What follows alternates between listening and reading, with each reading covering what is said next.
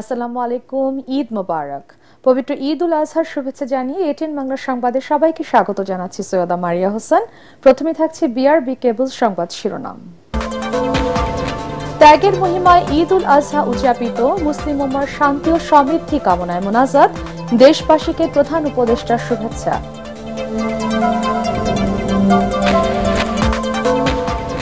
12 ঘন্টার মধ্যে ঢাকার 2 সিটির কোরবানির বর্জ্য অপসারণের চ্যালেঞ্জ উপদেষ্টা আসিফ মাহমুদের। সিন্ডিকেটের কারণে এবারও ক্ষতির মুখে মৌসুমী চামড়া ব্যবসায়ীরা। নানা প্রতিকূলতার বিচারে এপ্রিলে নির্বাচনের ঘোষণা সরকারের সুচিন্তিত সিদ্ধান্ত নয় বললেন মির্জা ফখরুল। ডিসেম্বরে ভোট আয়োজন সম্ভব। এবং বিচার সংস্কার ছাড়া যেন তেন নির্বাচন নয়, মন্তব্য জামাত আমিরের। লেভেল প্লেইং ফিল্ড থাকলে ঘোষিত রোডম্যাপেই ভোট। শুনছিলেন বিআরবি কেবল সংবাদ শিরোনাম, এবারে বিস্তারিত। ত্যাগের মহিমায় উদযাপিত হচ্ছে মুসলমানদের অন্যতম বৃহত্তম ধর্মীয় উৎসব পবিত্র ঈদ উল আজহা। সুপ্রিম কোর্ট প্রাঙ্গণে জাতীয় ঈদগাহে অনুষ্ঠিত হয়েছে দেশের প্রধান ঈদ জামাত। এতে অংশ নিয়ে দেশবাসীকে ঈদের শুভেচ্ছা জানিয়েছেন প্রধান উপদেষ্টা ডক্টর মোহাম্মদ ইউনূস। জামাত শেষে দেশ ও মুসলিম জাতির কল্যাণে মোনাজাত করা হয়। বিস্তারিত জানাচ্ছেন একরামুল হক সায়েম।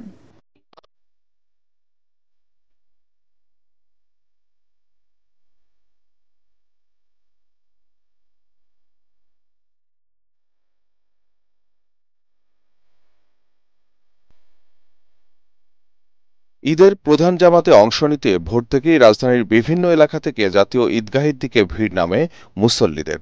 বৈরী আবহাওয়ার আশঙ্কা থাকলেও ঢাকায় ঈদের সকাল ছিল বেশ ঝলমলে। প্রধান জামাতকে ঘিরে ঈদগাহের চারপাশে ছিল অতিরিক্ত নিরাপত্তা ব্যবস্থা। দেশের প্রধান জামাতে শরীক হন প্রধান উপদেষ্টা ডক্টর মোহাম্মদ ইউনূস, উপদেষ্টা পরিষদের সদস্য, প্রধান নির্বাচন কমিশনার, বিচারপতি ও রাজনীতিক সহ নানা শ্রেণী পেশার মানুষ।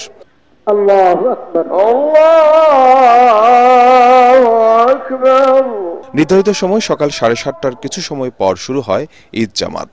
ধনী গরিব সহ সর্বস্তরের মানুষ নামাজ আদায় করেন এক কাতারে। জামাতের ইমামতি করেন বায়তুল মোকাররম জাতীয় মসজিদের খতিব মুফতি মোহাম্মদ আব্দুল মালেক। নামাজ শেষে খুতবা ও দোয়া পরিচালনা করেন তিনি।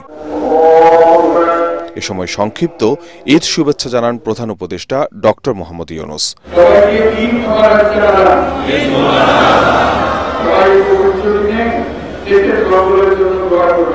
ঈদ জামাতের পর কোলাকুলি ও কুশল বিনিময়ে ভ্রাতৃত্বের বন্ধনে মেলেন মুসল্লিরা। অত্যন্ত পরিবেশটা চমৎকার ছিল।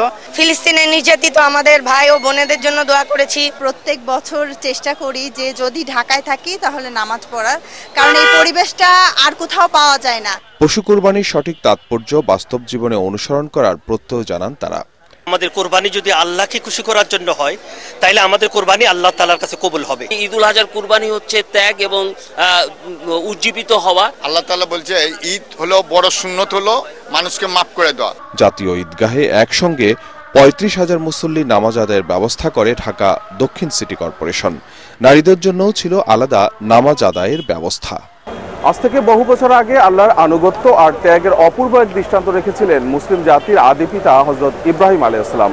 তার অনুসরণেই প্রতি বছর পশু কুরবানি দিয়ে ঈদ উল আজহা উদযাপন করেন মুসলমানরা। কেবল পশু কুরবানি নয়, আল্লাহর বিধান অনুসরণ করা এবং তার সন্তুষ্টি অর্জন করে নিজেদের জীবনকে আলোকিত আর উদ্ভাসিত করাই মুসলিমদের এই আয়োজনের লক্ষ্য। একরামুল হক সায়েম, এটিএন বাংলা, ঢাকা।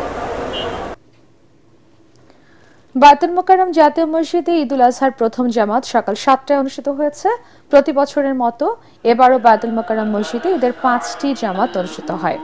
নামাজ শেষে দেশ, জাতি ও মুসলিম উম্মার শান্তি কামনায় বিশেষ মোনাজাতে অংশ নেন মুসল্লিরা।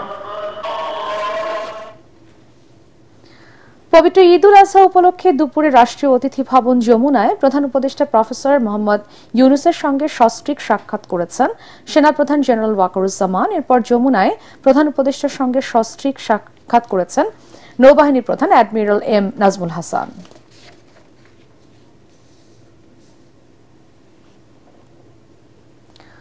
12 ঘন্টার মধ্যে কোরবানির পশুর বর্জ্য অপসারণ করার চ্যালেঞ্জ নেওয়া হয়েছে বলে জানিয়েছেন স্থানীয় সরকার, পল্লী উন্নয়ন ও সমবায় উপদেষ্টা আসিফ মাহমুদ সজীব ভুঁইয়া।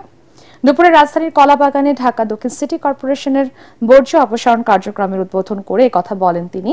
একই চ্যালেঞ্জ নিয়ে কাজ করছে ঢাকা উত্তর ও দক্ষিণ উভয় সিটি কর্পোরেশন। মিজান শাহজাহানের রিপোর্ট। কোরবানির পশুর বর্জ্য যেন নগরীতে অস্বাস্থ্যকর পরিবেশ সৃষ্টি না করে সেজন্য সকাল থেকেই ঢাকা উত্তর ও দক্ষিণ সিটি কর্পোরেশনে কাজ করছেন 20,267 কর্মী। দুপুরে পরিচ্ছন্নতা কার্যক্রমের আনুষ্ঠানিক সূচনা করেন স্থানীয় সরকার উপদেষ্টা আসিফ মাহমুদ সজীব ভুঁইয়া। দুইটা সিটি কর্পোরেশন 12 ঘন্টার মধ্যে এবার পরিষ্কার পরিচ্ছন্নতা করার চ্যালেঞ্জ নিয়েছে। আমরা আশা করছি আজকে রাতের মধ্যেই পুরো ঢাকা পরিষ্কার পরিচ্ছন্নতার যে সিটি কর্পোরেশনের যে কার্যক্রম সেটা সম্পন্ন হবে। কিছুটা নিয়মের ব্যত্যয় ঘটলেও আমরা বিশ্বাস করি যে এই সময়ের মধ্যেই আমরা পরিষ্কার পরিচ্ছন্নতা সম্পন্ন করতে পারব। দক্ষিণের পাশাপাশি উত্তর সিটি কর্পোরেশনের সব ওয়ার্ডে তৎপর রয়েছেন কর্মীরা। রাতের মধ্যেই কাজ শেষ করতে চান প্রশাসক। রিয়েল টাইম মনিটরিং ডেটা আছে, কতটুকু ময়লা উত্তোলন করা হচ্ছে, কতটুকু কয়টা ট্রাক যাচ্ছে এবং ফিল্ডে কোন কোন ওয়ার্ডে কতটুকু ট্রাক যাচ্ছে সেই লেভেল পর্যন্ত আমরা রিয়েল টাইম ড্যাশবোর্ড মনিটরিং করছি। এদিকে রাজধানীতে বৃষ্টি হওয়ায় পশুর রক্ত প্রাকৃতিকভাবেই অপসারণ হওয়ায় দুর্গন্ধ ছড়ানোর আশঙ্কা কমেছে বলে মনে করছেন নগরবাসী। মিজান শাহজাহান, এটিএন বাংলা, ঢাকা। মৌসুমী ব্যবসায়ীদের দৌরাত্মে এবারও সংকটে কোরবানির কাঁচা চামড়ার বাজার। সরকার নির্ধারিত দামের চেয়ে অতিরিক্ত দামে চামড়া কিনে মোকামে এসে লোকসানের মুখে তারা। এজন্য সিন্ডিকেটকে দায়ী করছেন চামড়া ব্যবসায়ীরা।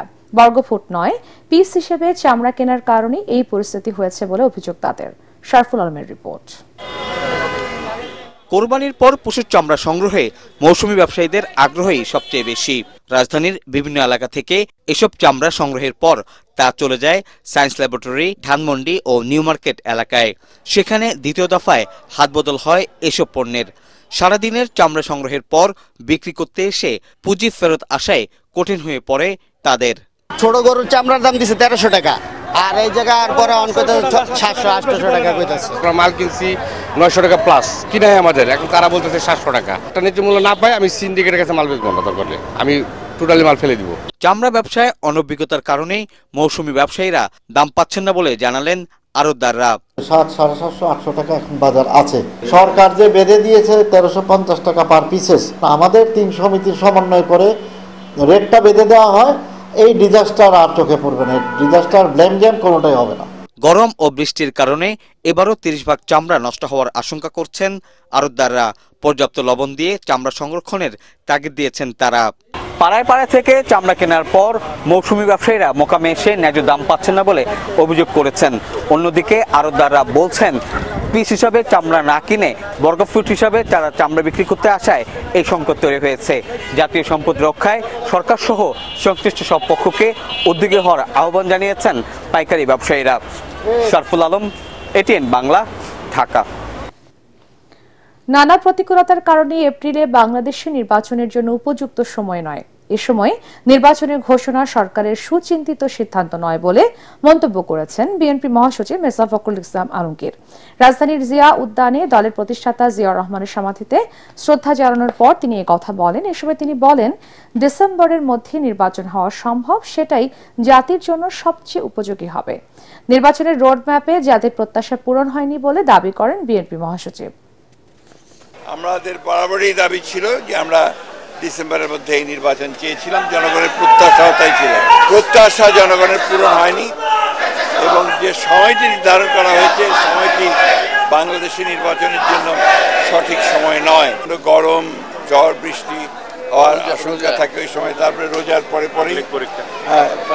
পাবলিক পরীক্ষা আছে, সুতরাং এই সময়টা খুব চিন্তা করে দেওয়া হয়েছে বলে আমাদের কাছে মনে হয় না। ডিসেম্বরেই নির্বাচন হওয়া সম্ভব এবং সেটাই জাতির জন্য সবচেয়ে উপযোগী হবে। জাতি যেন তেন নির্বাচন চায় না। বিচার সংস্কার, জুলাই ঘোষণাপত্র ও ভোটের লেভেল প্লেইং ফিল্ড থাকলে রোডম্যাপ অনুযায়ী নির্বাচন সম্ভব বলে মনে করেছেন জামাতে ইসলামীর আমির ডক্টর শফিকুর রহমান। নিজ নির্বাচনী এলাকা মৌলভীবাজারে কুলাউড়ার তুলাপুরে ঈদের নামাজ শেষে সাংবাদিকদের সাথে আলাপকালে তিনি এসব কথা বলেন। পরে স্থানীয়দের সাথে কুশল বিনিময় করেন জামাতের আমির। সুষ্ঠু একটা নির্বাচনের জন্য আমরা 4টা কথা বলেছি। সংস্কারটা হতে হবে, বিচার দৃশ্যমান হবে, তারপরে জুলাই যেটা ঘোষণা সেটা হবে, এরপরে নির্বাচনের সমতল মাঠ, সবার জন্য সমান মাঠ তৈরি করতে হবে। উনি ঘোষণা দিয়েছেন একটা তারিখের, কিন্তু এই সুযোগগুলো সৃষ্টি না করলে একটা অর্থবহ নির্বাচন হবে না, আর জাতি যেন তেন কোনো নির্বাচন চায় না। পর্যায়ে আল আরাফা ইসলামী ব্যাংক অর্থ সংবাদ।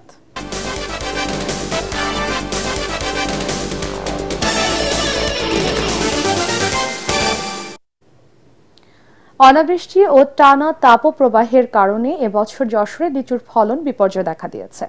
ফলে লোকসানের মুখে চাষিরা জেলার বিভিন্ন স্থানে দেশি লিচুর পাশাপাশি বোম্বাই, মুজাফফর, চায়না 3 জাতের লিচু চাষ হয়। কিন্তু এবছর বৈরী আবহাওয়ার কারণে লিচুর ফুল ও মুকুল ঝরে পড়ায় আশানুরূপ ফলন আসেনি, ফলে উৎপাদনও কম হয়েছে। তাই বেশি দামে লিচু কিনতে হচ্ছে ক্রেতাদের। পর্যায়ে খেলার খবর।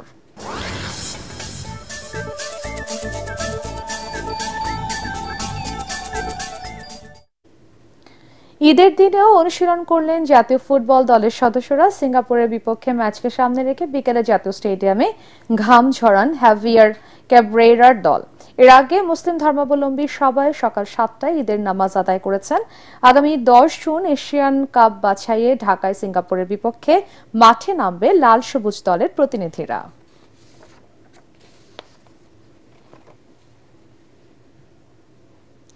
শেষ করার আগে বিআরবি কেবলস সংবাদ শিরোনাম আরো একবার।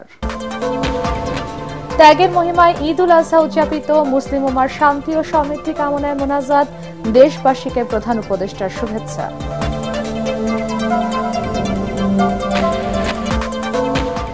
12 ঘন্টার মধ্যে ঢাকার 2 সিটির কোরবানির বর্জ্য অপসারণের চ্যালেঞ্জ উপদেষ্টা আসিফ মাহমুদের। সিন্ডিকেটের কারণে এবারও ক্ষতির মুখে মৌসুমী চামড়া ব্যবসায়ীরা। নানা প্রতিকূলতার বিচারে এপ্রিলে নির্বাচনের ঘোষণা সরকারের সুচিন্তিত সিদ্ধান্ত নয়, বললেন মির্জা ফখরুল। ডিসেম্বরে ভোট আয়োজন সম্ভব। এবং বিচার সংস্কার ছাড়া যেন তেন নির্বাচন নয়, মন্তব্য জামাত আমিরের। লেভেল প্লেইং ফিল্ড থাকলে ঘোষিত রোডম্যাপেই ভোট।